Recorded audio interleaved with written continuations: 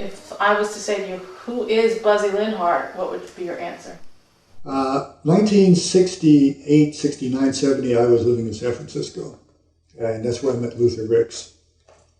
Luther, and I don't even remember how a bass player, I think, introduced Luther and I. We lived a few blocks from each other. And so we started playing together, and this was, the hippie flipped out days of San Francisco. And I was playing in a very classic old San Francisco underground band called the Cleveland Wrecking Company, which never recorded because they didn't want to.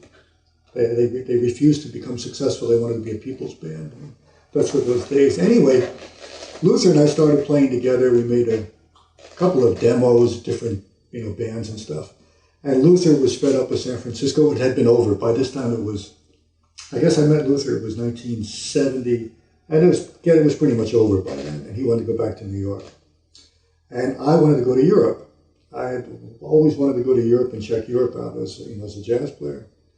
And so Luther said, okay, we'll be in touch sometime. We'll see each other again, blah, blah, blah. And he left.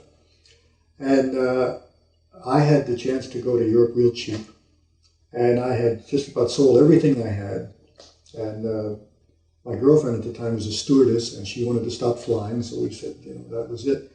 And I got a call out of the blue, just as I really literally packing, from Luther, saying he was in New York and he was going to do this album with this singer, Buzzy Linhart.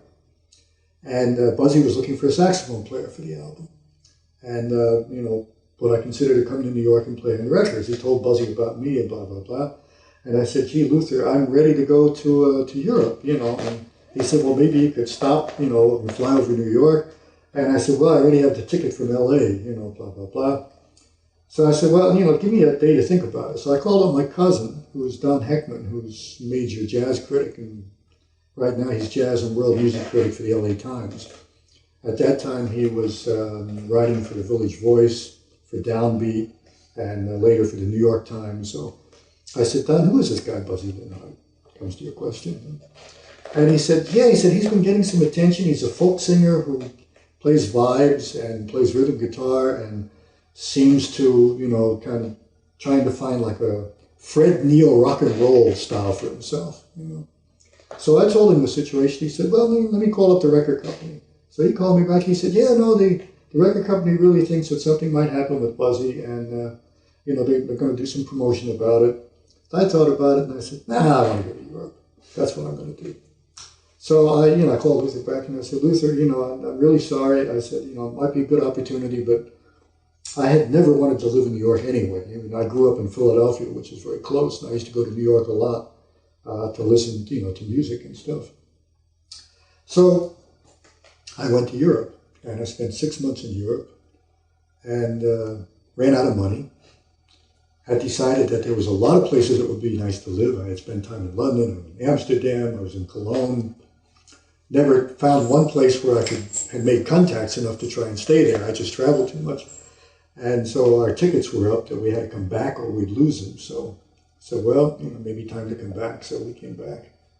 And I stopped in New York and basically was going to go to L.A. Because I had contacts there, maybe some studio work. I knew Jim Keltner and a couple of L.A. studio people. And but my cousin had this place in Christopher Street in the Village that he kept just for writing. Just a tiny, tiny little apartment about the size of this room. So I called him up and I said, I was going to be out to hang in New York for a few days, before I go to L.A. And he said, he said, you can stay downtown if you want to. So as I remember it, and I'm not sure if I remember it 100% right, but I was walking on the street and I ran into Luther.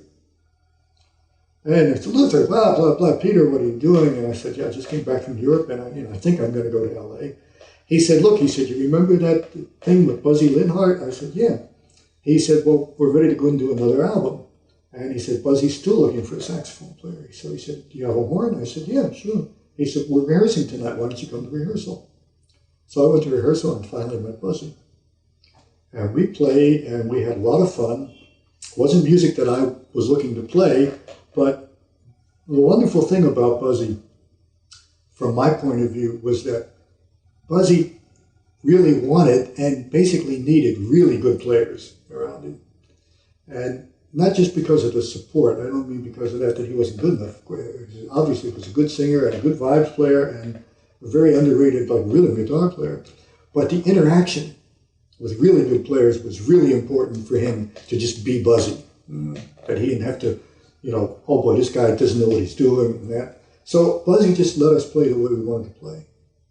And we had just a session that night. And Buzzy said, oh boy, yeah, Peter, man. I said, I wish you would have been here for the other album, which is The Time to Live Is Now.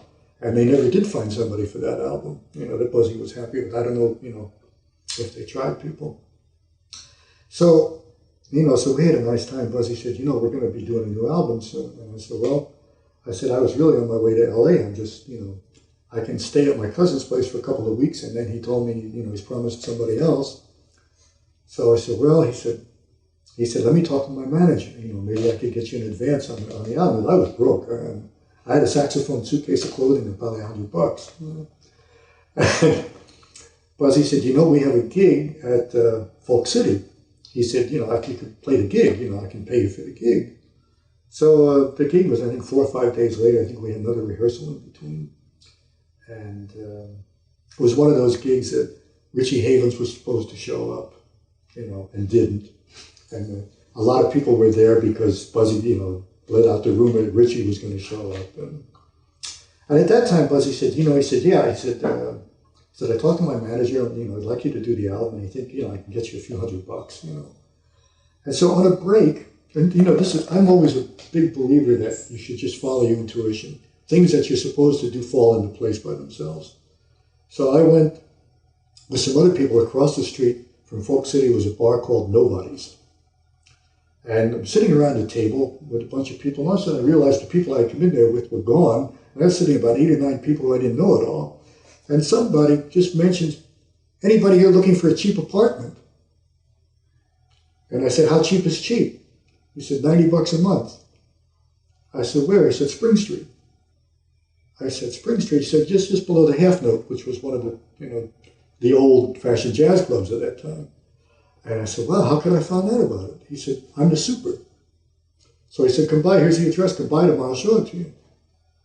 So, I thought about this. Well, I'm going to get a few $100 from Buzzy. Went by the next day and looked at the apartment and said, yeah, okay, I'll take it. And I said, I guess I'm going to stay in New York for a while. And so that was the beginning.